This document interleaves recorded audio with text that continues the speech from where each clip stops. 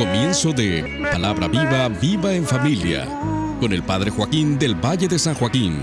Llame a sus familiares y amigos para ser bendecidos con la palabra de Dios que sostiene el cielo y la tierra. Celebración del servicio de Palabra Viva, Viva la Palabra del 13º domingo ordinario del ciclo C. Nos acompaña el coro Adonai de Fresno, California. Con panderos y trompetas alabemos al Señor. Con guitarras y panderetas cantemos al Señor. Todas las naciones te alaben, Señor. Todas las naciones te canten, Señor. Panderos y trompetas alabemos al Señor. Con guitarras y panderetas cantemos al Señor. Grande eres, Señor, grande eres tú, grande eres, Señor, grande eres tú, grande eres, Señor, grande eres tú, grande eres, Señor Jesús.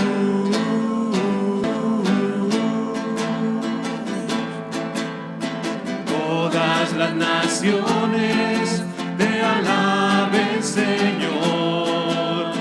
Todas las naciones te canten, Señor. Con panderos y trompetas alabemos al Señor. Con guitarras y panderetas cantemos al Señor. Grande eres, Señor, grande eres tú, grande eres, Señor, grande eres tú, grande eres, Señor, grande eres tú, grande eres, Señor Jesús.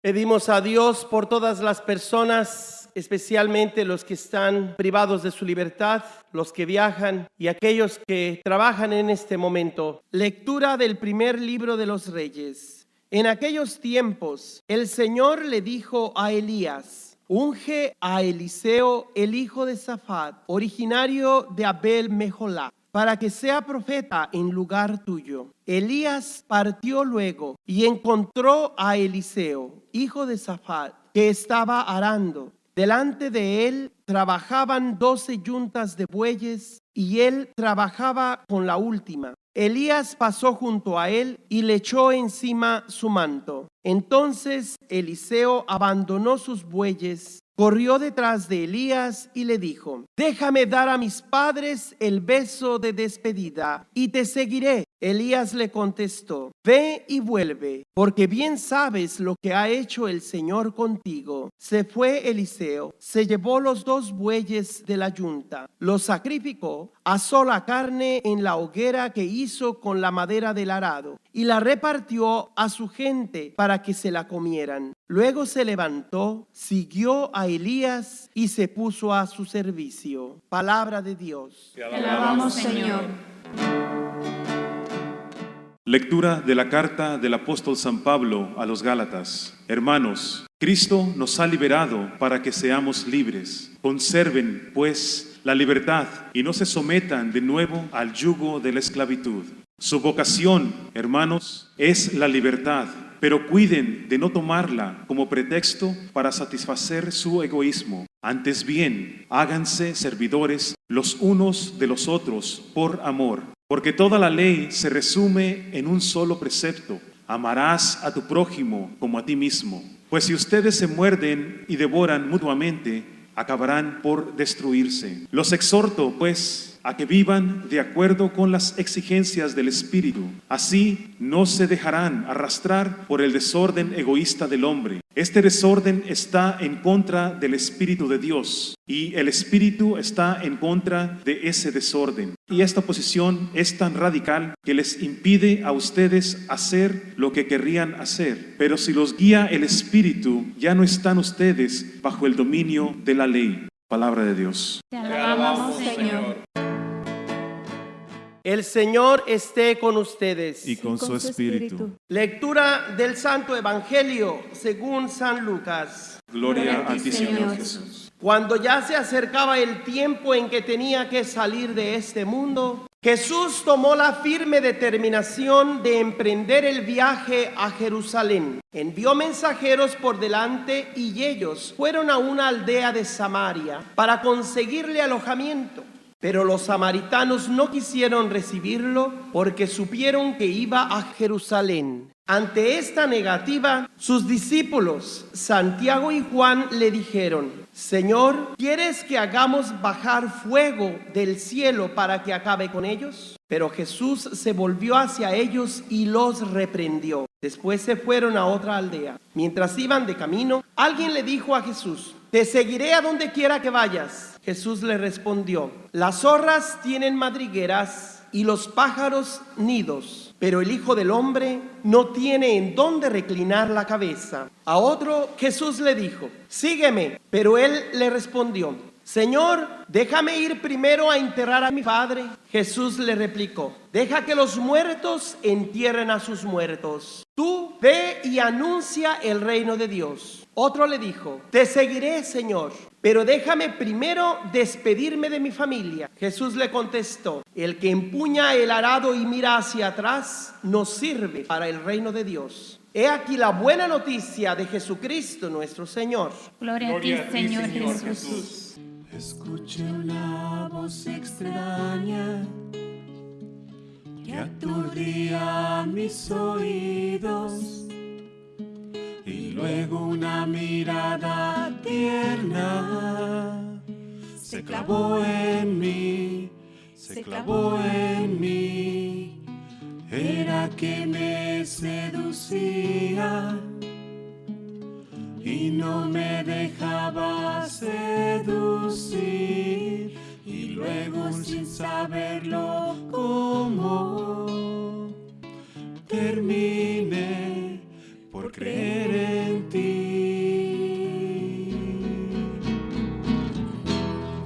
¿Cuántos como a mí has llamado? Pero su egoísmo los detiene. Se descubren frágiles, creen que por sí mismo lo van a lograr. Es tan difícil hallar un corazón que deje todo por ti, que todo lo arriesgue, que nada escatime, que brinde siempre de sí lo mejor. Es tan difícil hallar un corazón que deje todo por ti, que todo lo arriesgue, que nada escatime, que brinde siempre de sí lo mejor. Y si alguna vez has pensado que Jesús también a ti te ha llamado, no dudes en responder y reafirmar tu entrega paso a paso. Es tan difícil hallar un corazón que deje todo por ti, que todo lo arriesgue, que nada escatime, que brinde siempre de sí lo mejor. Es tan difícil hallar un corazón que deje todo por ti, que todo lo arriesgue, que nada escatime, que brinde siempre de sí lo mejor. en estos domingos, el mensaje que nos da la palabra litúrgica de Dios es una instrucción para el camino. Otro evangelista, antes que Lucas, Marcos, presenta el ministerio público de Jesús como un camino de seguimiento. Ese evangelista parece indicar que Jesús solamente una vez fue a Jerusalén y que todo el camino desde Galilea hasta Jerusalén es un proceso de aprendizaje, de discipulado. Es como una catequesis que para poder resucitar con Cristo debemos pasar por la cruz. Lucas, muy parecido a Marcos, nos presenta a Jesús de camino a Jerusalén. Nos dice el Evangelio de hoy que cuando llegó el tiempo de que Jesús tenía que dejar este mundo para volver al Padre de donde vino, un lenguaje muy parecido también al Evangelio de Juan, nos indica Lucas que Jesús hizo la determinación de ir a Jerusalén. Qué concepto tan profundo, porque al hablar de determinación se nos está indicando la fuerza de carácter que tenía Jesús. Indudablemente que para este tiempo ya a Jesús le habían avisado que tenía enemigos en la ciudad capital, que era más conveniente para él predicar en todas las aldeas excepto donde estaba el centro del poder religioso y económico del país. Sin embargo, Jesús, aun sabiendo que su vida corría peligro, decide de una vez por todas confrontar aquellas estructuras de pecado que se oponen a que el reino de Dios se haga realidad entre el pueblo, entre la gente. Lucas indica que Jesús toma la determinación de subir a Jerusalén. Ya de camino, Jesús necesita, como todo viajero, un lugar donde descansar. Hoy día diríamos un hotel o una familia que le ofrezca comida, hospedaje, lavar la ropa, etc. Sin embargo, cuando las personas de ese pueblo de Samaria se dan cuenta que el objetivo es ir a Jerusalén, por razones religiosas, convicciones muy típicas de todos aquellos que a lo largo de la historia hemos hecho de la religión una razón para nuestra conducta, bien sea moral o conducta social o de hospedaje. Simpatizamos con aquellos que piensan como nosotros, que tienen nuestra religión, que son de la misma clase social. Pero si alguien llega que no pertenece al club al que nosotros pertenecemos, a la iglesia o parroquia de la cual somos miembros, si alguien viene de fuera, entonces le cerramos la puerta en las narices. A Jesús le pasó lo mismo, por lo que Juan y Santiago le dicen: oye, Señor, ¿quieres que hagamos bajar fuego, así como Elías hizo bajar fuego en el pasado? Ellos estaban convencidos que Jesús tenía el mismo o más poder que el profeta Elías, que era uno de los grandes héroes de aquel tiempo, al lado de Moisés. Nos dice Lucas que Jesús les puso su buena regañada. Les indica que ese no es su proceder.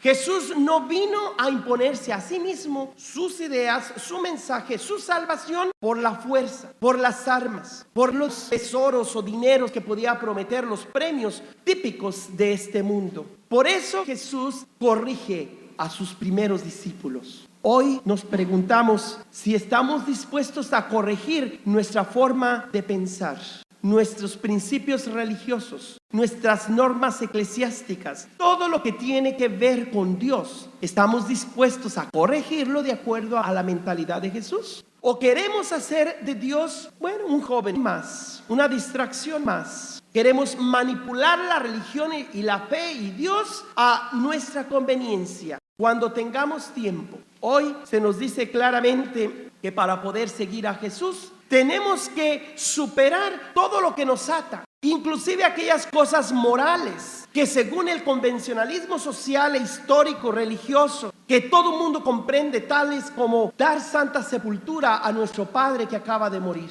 Jesús no está en contra de que guardemos ese acto de piedad por sí solo, sino que nos está diciendo que el reino de Dios es ante todo un reino de vivos, de vida, que si alguien se murió, se murió. No falta quien le dé sepultura, porque por supuesto que no quedará el cadáver allí, todo apestoso, que va a perjudicar al resto. Alguien le dará sepultura, alguien hará la oración de vida. Hay algo aquí más grande que un deber moral de ese tipo, o de piedad inclusive. Es que Dios ha llegado para superar todos esos ligamentos, todas esas cosas que buenas que son, piadosas ciertamente, pero que no están al nivel, a la altura de la urgencia de predicar el reino de Dios, para que en realidad, aun cuando haya muertos, la vida tenga precedencia. En un segundo ejemplo, dice Lucas que Jesús le pide a uno que lo siga. Y le pide que se quiere despedir de su familia. Quizás pensaba que Jesús le daría chance como Elías le permitió a Eliseo despedirse de su padre y madre. Pero hoy vemos que Jesús es mucho más radical que Elías. Y le dice no, y no te lo permito, no porque yo no quiero que honres a tu padre y a tu madre, que seas responsable con tu misión de miembro de tu propia familia. No es que tu familia no me importe, es que si estás dudando entre a quién vas a seguir o qué deber es más importante, mira, quédate tranquilo en casita, no te molesto, voy a ver quién más puede seguirme al momento, porque yo necesito gente decidida. Nos dice Lucas que Jesús estaba determinado a subir a Jerusalén. Jerusalén para Jesús en ese instante de su vida no significaba esa Jerusalén prometida, ese lugar de paz, de gozo, de consuelo, que en realidad Jerusalén eso es lo que simboliza, Shalom. Para Jesús en ese momento significaba la muerte, significaba confrontar esas estructuras que se oponían a que Dios reinara. Y sabiendo eso, Jesús quiere que los que lo sigan estén dispuestos a morir antes que renunciar a sus convicciones de que la verdad, sobre todo la verdad de Dios, tiene prioridad. Nos encontramos con otro que le dice a Jesús, yo te quiero seguir. Sorpresa. A dos, Jesús le pide que lo sigan, pero con esas condiciones que ellos mismos le pusieron a Jesús. Jesús les dice, ¿saben qué? Nada. Les dije que me sigan, están poniendo condiciones, quédense con sus condiciones. No los necesito, porque no son aptos para seguirme, no son dignos de mi punto. Serán gente muy noble, muy piadosa, muy buena, pero hasta allí. No han sabido tener como prioridad el reino de Dios. Híjole, eso es ser radicales. Viene otro y le dice, yo te seguiré. Pero Jesús se da cuenta que este otro le pide seguirle, porque se da cuenta que Jesús es famoso, que Jesús le puede conceder quizás algún privilegio especial, quizás va a conseguir un mejor estatus económico, qué sé yo. Y Jesús lo mira y le dice, ¿sabes? Si la razón por la que me quieres seguir es porque te vas a encontrar alguna comodidad conmigo, te equivocas. El Hijo del Hombre no tiene un lugar donde reclinar la cabeza. Y de hecho, donde les pedía que me hospedaran, me han rechazado. Así es que, ¿qué tal? ¿Aún así quieres seguirme? Con todos los riesgos habidos y por haber, de lo que implica el camino, de lo que implica este viaje, de lo que implica la entrega de seguirme, inclusive hasta la muerte y muerte de cruz. Órale, sígueme. Pero sábete que el Hijo del Hombre no tiene ni siquiera un lugar donde descansar tranquilamente. No te puedo prometer bienes económicos, fama y fortuna como el mundo lo promete. Que al menos que una persona esté completamente convencida que en Dios lo ha encontrado todo. Solamente esa persona podía hacer un camino verdadero de un discípulo que no lo iba a dejar en vergüenza. La mies es mucha,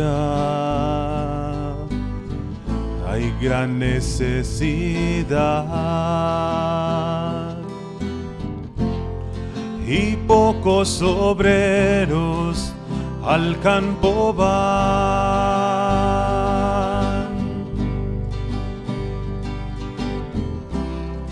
Hoy muchos se pierden,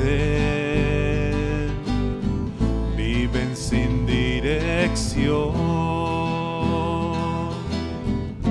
vagan como ovejas sin pastor.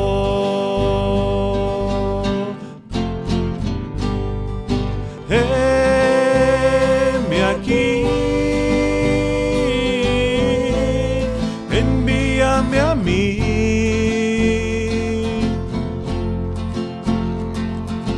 Heme aquí,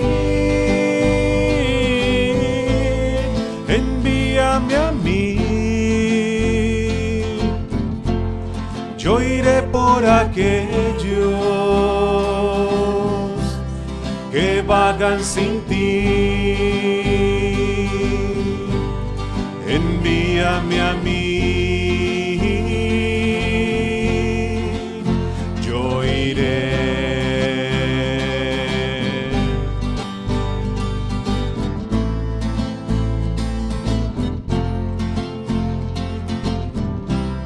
Elías le tira el manto a Eliseo. Y Eliseo comprende ese símbolo. Él era una persona que tenía sus bienes, tenía bastantes yuntas, hombres trabajando con él, llevando la última yunta de bueyes y recibiendo el manto de Elías, se da cuenta que llegó el momento decisivo de su vida. A partir de ese momento, Elías sí le permite ir, despedirse de su familia. ¿Cómo era que Eliseo, teniendo una vida cómoda, con medios suficientes para vivir, se iba a poner a disposición del hombre de Dios, Elías? Y es que Dios procede de una manera pedagógica en la vida de las personas. Por un lado, el nombre de Elías significa Dios es mi Señor.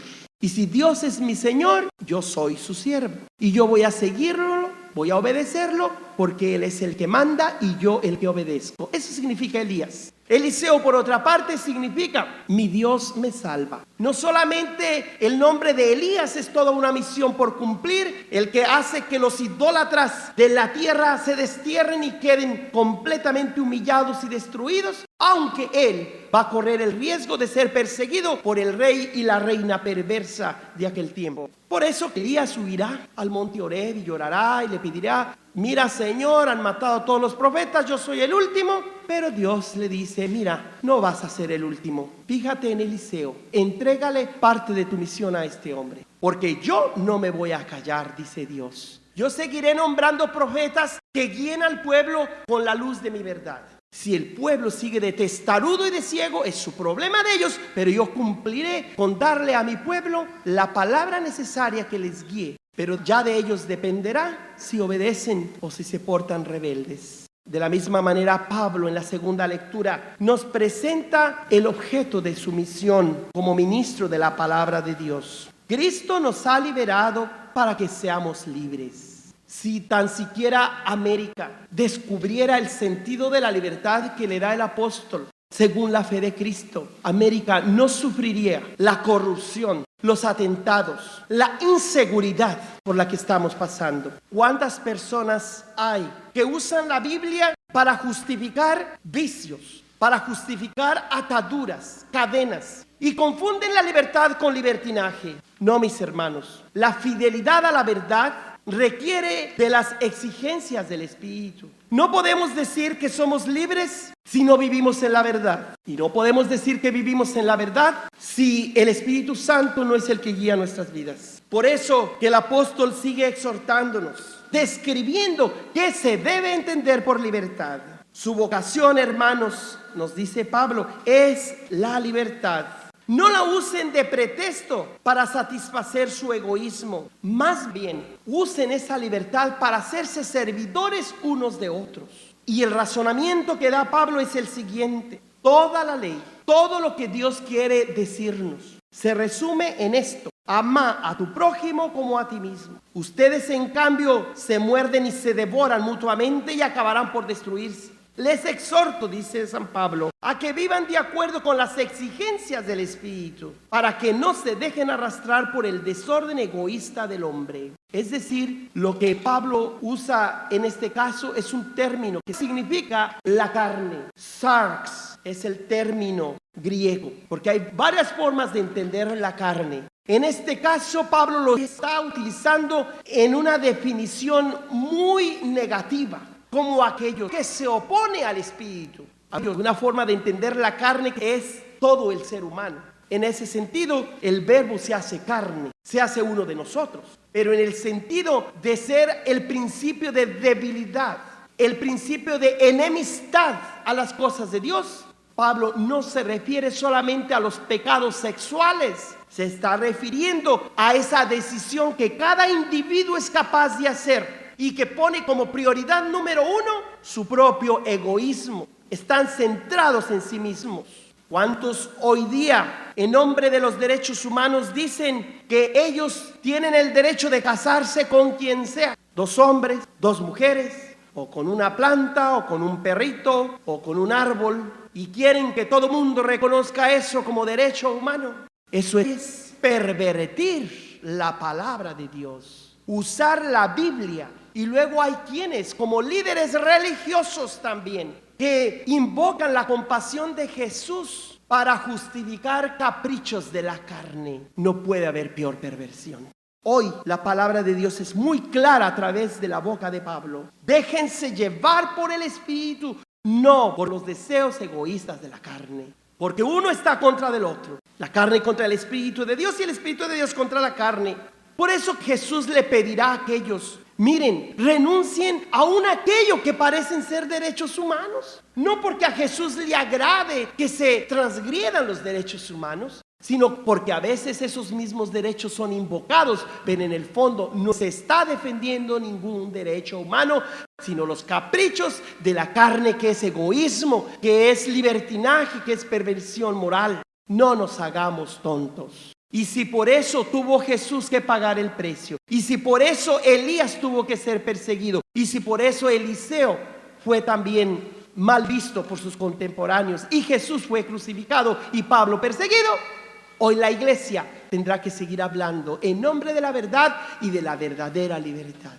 Solamente aquel que se deja llevar por el Espíritu de Dios es libre. Y solamente es libre aquel que sabe vivir de acuerdo a la verdad. Y no a cualquier verdad, sino a la verdad del Evangelio predicado por Jesús y proclamado antes de él por los profetas y después de él por los apóstoles, y hasta la fecha todos los domingos por la iglesia que él ha dejado. Que la bendición de Dios Todopoderoso, Padre, Hijo y Espíritu Santo descienda sobre ustedes. Amén. Amén. Si desean una copia de este servicio, la pueden encontrar en YouTube con el Padre Joaquín del Valle, en Facebook Calvario Tepeyac Carmelo, y a mi correo electrónico pueden enviar sus comentarios padrejoaquinevangeliza@gmail.com, o puede llamar al 559-519-3750.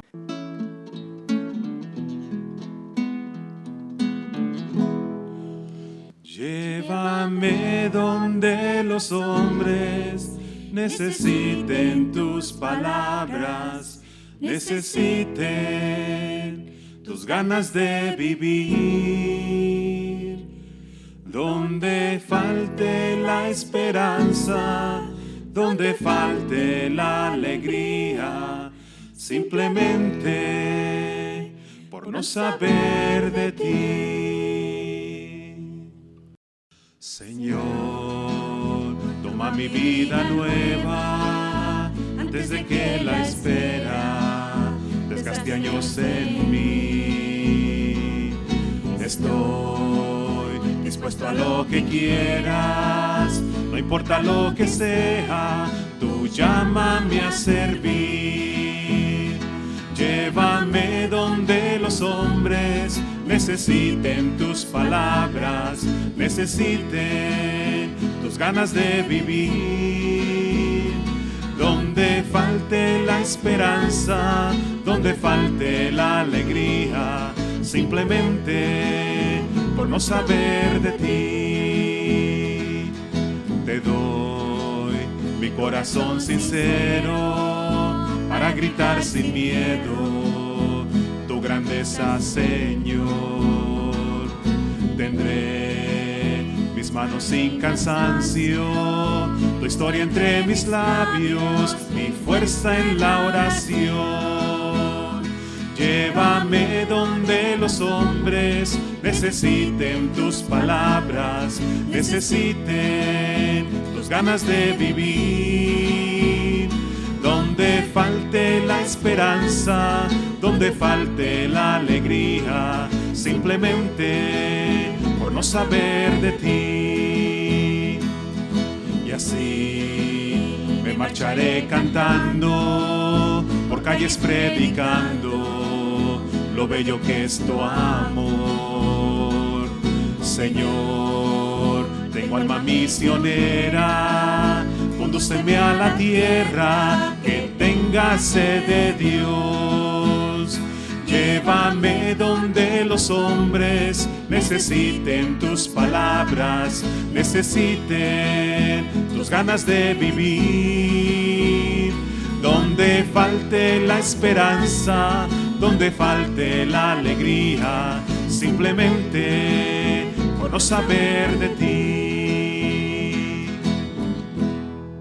Acabas de escuchar la predicación con el Padre Joaquín del Valle de San Joaquín. Si desea una copia de la Santa Misa o solo de la predicación del domingo que pida, mande su ofrenda al Padre Joaquín, P.O. Box 12131 en Fresno, California. Código postal 93776.